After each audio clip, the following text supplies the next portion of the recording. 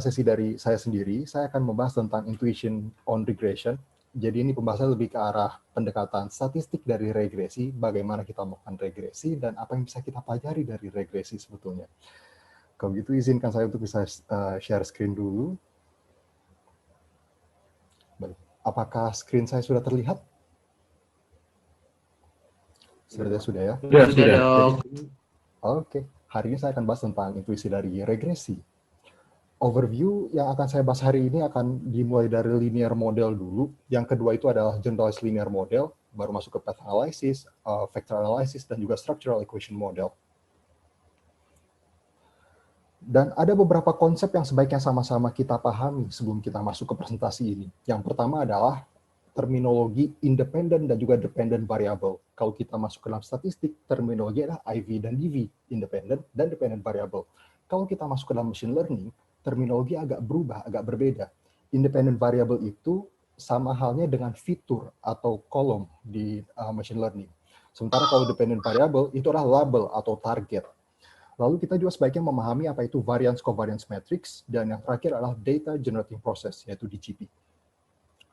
Di sini kita akan membahas sedikit tentang linear model. LM itu adalah singkatan dari linear model. Dan LM ini secara statistik adalah sebuah ekstensi dari korelasi. Dan ini sangat rely on variance covariance matrix. Dia akan mendeskripsikan linearitas antara independent variable dan juga dependent variable. Nah, karena kita bicara tentang linearitas, maka sebaiknya kita tahu dulu nih, apa itu linearitas. Linearitas adalah sebuah hubungan antara dua variabel. Dan ini satu subset, satu bentuk spesifik dari relationship yang bentuknya monotonik. Variabel itu bisa saja sifatnya observable atau inferable. Dan ini akan saya jelaskan berikutnya di dalam vector analysis. Inti dari linearitas adalah adanya slope yang dia sifatnya naik ke atas atau turun ke bawah. Sebelum kita masuk ke linearitas, kita akan lihat kelompok utama, kelompok besarnya, yaitu relationship yang sifatnya monotonik. Ini adalah contoh relationship yang sifatnya monotonik. Kita bisa perhatikan, ini adalah relasi antara dua data pada aksis X dan aksis Y, dan dia ada kurvatur di sini, dia agak melengkung. Tapi walaupun dia ada lengkungan, datanya itu memiliki tren yang sama. Ketika X makin besar, maka Y akan makin besar. Begitu. Itu adalah monotonic relationship yang sifatnya upward, dia naik ke atas. Ada juga sifatnya downward. Jadi ketika X-nya membesar, Y-nya akan mengecil. Begitu. Inti dari monotonic relationship adalah kita tidak mengasumsikan adanya linearitas, tapi trennya akan tetap sama. Ketika yang satu naik, yang lainnya tetap naik. Atau ketika yang satu turun, yang lainnya turun. Atau bisa sebaliknya, satu yang naik, yang lainnya turun. Itulah monotonic relationship. Dan kita akan lihat konsep ini di subsection GLM berikutnya. Dan ini adalah subset dari monotonic relationship, yaitu linearity. Jadi linearity itu dia mengasumsikan hubungan itu linear antara dua variabel yang kita observasi. Sebuah model berfungsi untuk mentransformasikan variance covariance matrix menjadi satu buah persamaan. Persamaan ini yang kita sebut sebagai persamaan linear dalam aljabar. Dan persamaan ini akan kita gunakan untuk menemukan y hat. Nah, tunggu. Kenapa sih kita cari y hat dan bukannya y? Alasannya adalah karena sebuah model itu hanya menyediakan satu prediksi. Dan prediksi inilah yang kita sebut sebagai y hat. Kalau y itu adalah nilai aktualnya. Sebuah model akan menjelaskan variabilitas di dalam dependent variable menggunakan variance covariance matrix yang kita dapatkan dari independent variable. Di mana kita ketahui jika ada perfect linearity antara independent terhadap dependent variable, maka tren dari independent variable secara lengkap akan mendefinisikan dependent variable. Jadi saat ini kita sudah memahami apa yang dilakukan oleh sebuah model, dan kita juga bisa membedakan apa itu monotonic trend dan apa itu linear trend. Dan kita akan lihat lagi linearity dan fit model itu ke dalam data kita. Ini adalah data yang sebelumnya kita punya, dan kita sama-sama setuju bahwa ini adalah data yang sifatnya linear. Hubungan antara X dengan Y sifatnya linear. Ketika X meningkat, Y juga akan meningkat. Kalau kita fit sebuah model ke dalam data kita akan mendapatkan garis lurus seperti ini yang berwarna merah. Dan kita mendapatkan rumusan. Kita bisa memprediksi nilai Y sebagai minus 0,03 ditambah X. Artinya, ketika kita punya X sama dengan 1, maka kita bisa prediksi nilai Y kurang lebihnya adalah 1 dikurangi 0,03. Ketika X sama dengan 2, maka nilai Y akan sama dengan 2 dikurangi 0,03, dan seterusnya. Saat melakukan sebuah pemodelan, yang penting kita perhatikan adalah summary dari modelnya. Dan di sini kita bisa lihat nilai p-value-nya itu kurang dari 0,05, kita anggap X memiliki kebermaknaan dalam mendefinisikan Y dengan nilai estimate sebesar 1,022. Dan yang perlu kita lihat di sini adalah R-square-nya. R-square-nya sebesar 0,7265. Dan adjusted R-square sebesar 0,72. Jadi kita bisa simpulkan bahwa 72% variabilitas dari dependent variable kita bisa dijelaskan oleh independent variable. Begitu. Tentunya setelah melakukan pemodelan, kita harus memeriksa juga goodness of fit-nya. Dan itu bisa kita periksa melalui dua approach. Approach yang pertama adalah secara visual, dan approach yang kedua secara statistik. Secara visual kita akan melihat residualnya, karena kita punya dua buah asumsi dalam linear model. Yang pertama adalah homogeneity of residual variance, yang kita sebut sebagai homoscedasticity, dan yang kedua adalah normality of the residual variance. Kedua hal itu bisa kita lihat dalam plot di bagian kiri atas dan bagian kanan atas. Bagian kiri atas, jika jika model kita memiliki dispersi residual yang sifatnya homoskedastik, maka kita akan melihat gambaran seperti starry night gitu. Maksudnya starry night begini, dari plot yang kita miliki, scatter plot yang kita miliki, titik-titiknya itu akan tersebar secara merata di seluruh bagian. Dan garis birunya itu akan mendekati garis putus-putus berwarna abu-abu yang ada di angka 0 ini. Garisnya itu akan mendekati garis lurus. Itu adalah model yang homoskedastik. Artinya model ini tidak bias. Begitu. Lalu di bagian kanan atas, kita bisa perhatikan ada normal QQ plot. Ini adalah QQ plot dari residual kita. Jika residual kita normal, maka dia akan mengikuti garis diagonal. Tidak ada yang dia melewati garis diagonal itu. Tentunya pemeriksaan secara visual ini sangat intuitif, tapi kurang reliable. Kita harus periksa juga secara statistik. Untuk mengecek residual normality, kita bisa gunakan beberapa tes normalitas, seperti Shapiro-Wilk, bisa kita gunakan Anderson-Darling, bisa kita gunakan Kolmogorov-Smirnov, dan seterusnya. Dalam kasus ini, saya gunakan Anderson-Darling test. Alasannya adalah, karena pada data kita perhatikan dia itu ada distribusi yang lebih tinggi pada bagian tail. Jadi distribusi yang lebih tinggi itu umumnya mengaburkan pemeriksaan dengan Shapiro-Wilk. Maka saya gunakan Anderson-Darling di sini. Lalu kita dapatkan p-value kurang dari 0,05. Jadi kita bisa simpulkan residual dari model kita sebetulnya tidak normal. Tapi tidak normalnya itu terjadi karena permasalahan di bagian tail ini. Ada kemungkinan model kita mengalami overfitting pada value-value yang ekstrim karena adanya outlier. Begitu. Sementara kalau dari homogeneity of residual variance, kita dapatkan p-value sebesar 0,82, dan kita bisa simpulkan model kita homoskedastik. Sejauh ini kita bisa mengkonklusikan bahwa model kita masih acceptable, walaupun residualnya agak tidak normal, karena bisa jadi dipengaruhi oleh adanya outlier. Namun, yang perlu kita perhatikan, linear model ini hanya menerima tren yang sifatnya linear saja. Dia tidak bisa menangkap data-data yang sifatnya monotonik, apalagi data-data yang sifatnya non-monotonik. Apa yang bisa kita lakukan berikutnya? Yang bisa kita lakukan adalah mengekstensikan linearitas menggunakan konsep generalized linear model. Pada generalized linear model, poin pentingnya adalah adanya link function yang kita gunakan dalam model kita. Link function ini akan mengubah bagaimana perilaku dari model ketika sedang memprediksi outcome. Link function ini tidak akan mentransformasi data, tapi dia akan mentransformasikan model kita. Dia akan mendefinisikan bagaimana model kita bersikap terhadap data yang kita punya. Contohnya seperti ini. Ini data yang tadi sempat saya tunjukkan, dan kita bisa perhatikan ada kurvatur di data ini, dari hubungan X terhadap Y. Kalau kita fit linear model terhadap data kita punya linear model seperti ini. Kita bisa perhatikan bahwa linear model ini tidak mengikuti tren yang ada di scatter plot. Begitu. Jadi kita bisa katakan bahwa model kita tidak menyediakan fit yang proper terhadap data yang kita miliki. Oke, jadi apa yang bisa kita lakukan berikutnya? Yang pertama bisa kita lakukan adalah kita akan coba fit in menggunakan polynomial model. Nanti saya akan jelaskan lebih jauh kenapa kita gunakan polynomial model dan kapan kita gunakan model tersebut.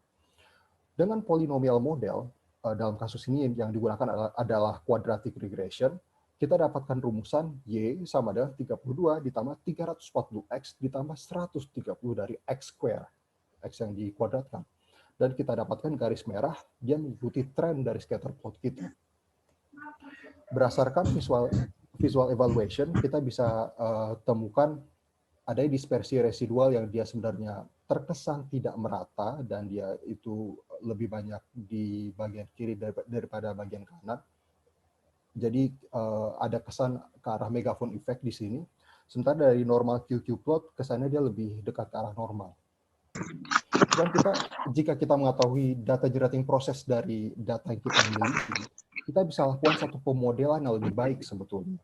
Jadi selain melakukan polynomial model, kita bisa juga lakukan Poisson regression. Dengan Poisson regression, kita dapatkan log dari predicted Y itu sama dengan 1,43 ditambah 2,16 kali X. Begitu. Dan dari visual evaluation, kita lihat model fitness-nya itu lebih baik daripada polynomial model. Tentunya GLM ini tidak terbatas pada Poisson regression saja. Kita bisa lakukan regresi yang lain. Contohnya seperti logistic regression, di mana kita bisa temukan nilai logit dari predicted Y sebagai 3,39 ditambah 5,10X. Atau kita bisa lakukan juga probit regression, yaitu nilai probit dari predicted Y sebesar 1,99 ditambah 2,97X. Dan masih banyak lagi lainnya. Yang paling penting adalah kita tahu use case-nya, kapan kita melakukan pemodelan yang mana. Kita bisa lakukan linear modeling kalau kita punya linear trend. Kita bisa lakukan Poisson regression kalau kita mengetahui rate of occurrence. Dan rate of occurrence itu yang ingin kita jadikan sebagai target kita, sebagai dependent variable kita. Contohnya apa sih? Contohnya adalah faktor-faktor yang memengaruhi laju defekasi mingguan. Begitu. Defekasi mingguan itu kan rate of occurrence. Kita juga bisa lakukan logistic regression jika dependent variable kita merupakan true Bernoulli trial dengan binomial outcome. Contohnya adalah faktor-faktor yang mempengaruhi diagnosis tertentu dan outcome itu binomial, apakah dia sakit atau tidak sakit, begitu. Selain itu kita juga bisa lakukan probit regression, di mana probit regression adalah binomial outcome dengan underlying Gaussian process. Contohnya itu seperti faktor yang mempengaruhi respons dari obat, karena respons dari obat kan sebenarnya hanya dua, dia responsif atau tidak responsif. Tapi respons dari obat sendiri, dia ada underlying Gaussian process di baliknya, yaitu ada farmakokinetik, ada farmakodinamik gitu. Pada kasus-kasus seperti itu, kita bisa lakukan probit regression. Kita juga pada beberapa kasus tertentu bisa lakukan gamma regression jika dependent variable kita adalah exponential growth ataupun decay events. Ada juga quasi-Poisson dan juga quasi-binomial serta polynomial regression, di mana polynomial regression ini dapat kita gunakan pada data yang sifatnya non-linear dan kita tidak mengetahui data generating prosesnya itu bersifat seperti apa. Begitu. Ini adalah contoh dari Poisson regression dan rate yang dinilai di sini adalah rate dari sebuah outbreak. Dan ini contoh dari probit regression. Dari probit regression ini ingin dinilai lethal dose. Jadi seperti yang tadi saya ceritakan, probit regression di baliknya pasti ada underlying Gaussian process. Underlying Gaussian process ini pada lethal dose-nya ini. Dan ini adalah quasi-Poisson dan juga negative binomial regression. Mirip seperti Poisson regression, cuman bedanya dia memiliki over dispersion di sini. Jadi syaratnya sama, kita mengetahui sebuah rate dulu sebagai dependent variable kita. Dan ini adalah gamma regression. Gamma regression ini seperti satu bentuk ekuivalen dari Cox regression. Di mana di Cox regression atau Kaplan-Meier model, biasa kita bisa melakukan pemodelan dari untuk melihat berapa lama waktu yang dibutuhkan untuk terjadi sebuah event. Gamma regression juga sama seperti itu. Cuma bedanya kita bisa memberikan parameter tambahan untuk dispersinya. Nah, itu tadi section mengenai linear model dan cerdas linear model. Sebagai disclaimer, apa yang akan kita pelajari di dalam workshop ini akan kita fokuskan pada konsep tentang linear model dan juga cerdas linear model, serta pemodelan yang ekuivalen seperti naive Bayes dan lain sebagainya. Dan penjelasan setelah ini adalah konsep-konsep yang sifatnya nice to know, dan lebih merupakan ekstensi dari regresi itu sendiri. Pertama, saya akan mulai ke path analysis. Untuk memahami path analysis, pertama kita harus tahu dulu baik dan buruknya dari penggunaan linear model maupun generalized linear model.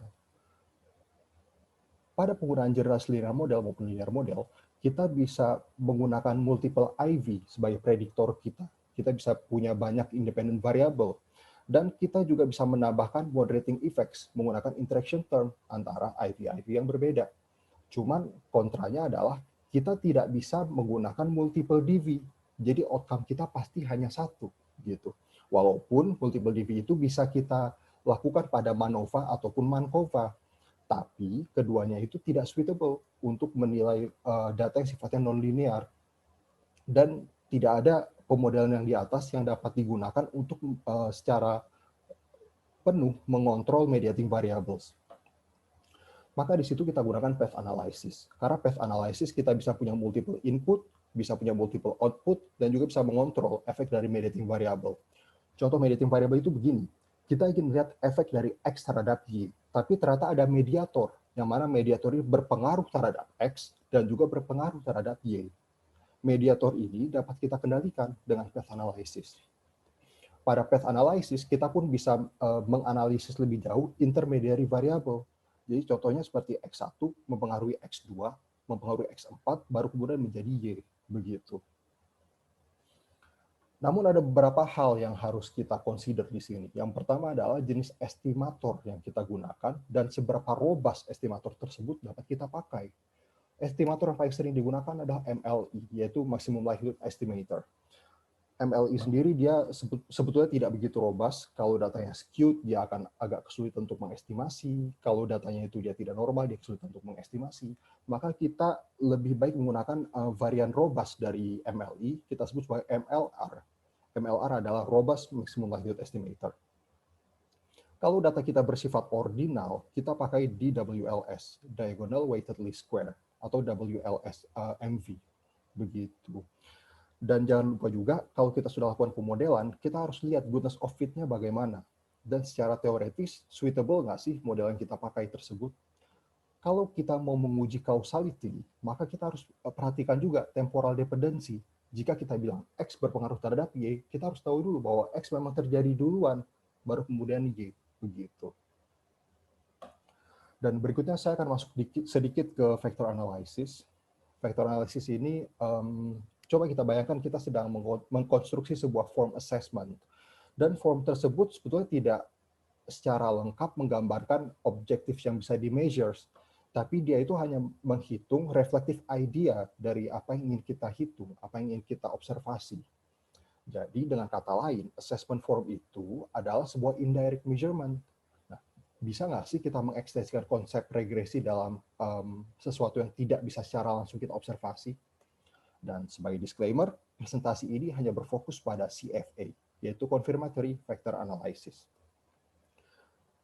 Gambaran dari vector analysis itu seperti ini. Kita punya satu latent variable, dan latent variable itu direfleksikan ke dalam beberapa manifest. Kita juga bisa punya beberapa latent variable, dan dari masing-masing latent variable dia punya covariance antara satu dengan lainnya. Lalu kita juga bisa mengontrol adanya covariance antara manifest yang diobservasi. Dalam kasus ini antara X10 dengan X8. Lalu kalau kita ekstensikan lagi vector analysis itu, kita bisa lakukan structural equation model, yaitu ketika kita ingin meregresikan latent variable yang sudah kita observasi di dalam path analysis. Di dalam confirmatory vector analysis. Contohnya seperti ini. Kita ingin meregresikan latent variable 3 dan latent variable 2 ke latent variable 1. Dan kita bisa juga regresikan dari observable variable ke dalam latent variable. Begitu. Singkatnya, SEM itu akan mengkombinasikan path analysis dan juga confirmatory vector analysis. Kita bisa mengontrol confounding variables, baik itu dalam bentuk manifest maupun dalam bentuk laten. Dan ini sangat bermanfaat untuk menganalisis data dengan limited scope of observation. Dan kita bisa mengekstrak lebih jauh relationship dalam bentuk yang multi-level, begitu. Lalu kita juga bisa melakukan subgroup analysis dengan menggunakan structural equation model.